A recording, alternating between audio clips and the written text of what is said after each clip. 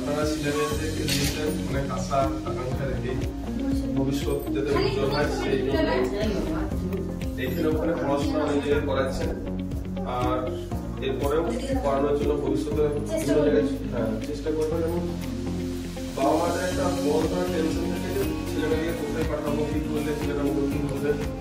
এই ধরনের একটা টেনশন কিন্তু ছেলে পড়ার পর থেকে বাচ্চা পড়ার পর থেকে কিন্তু একটা লেগে থাকে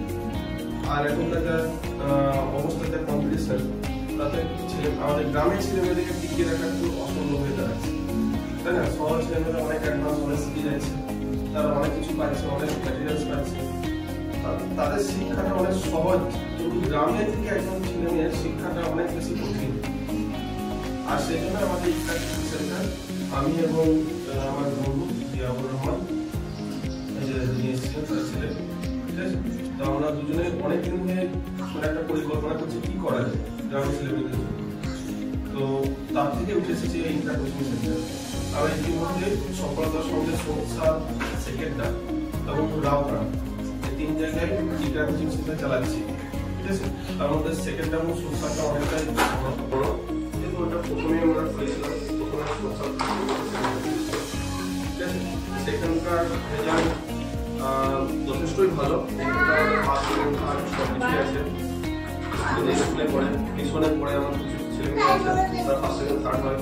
সোশ্যাল আমাদের সেকেন্ড টার্ম যারা গভর্নমেন্ট স্কুলে পড়ে সেটাকে শিক্ষা বলে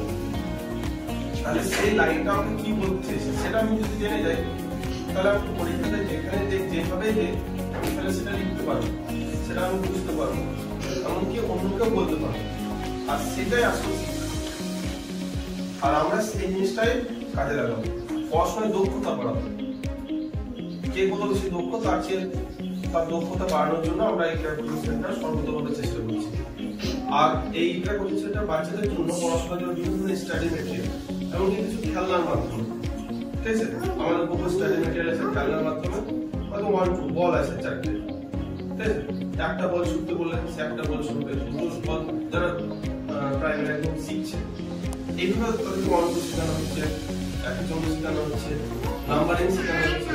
আমাদের সব বাচ্চা ছেলেদের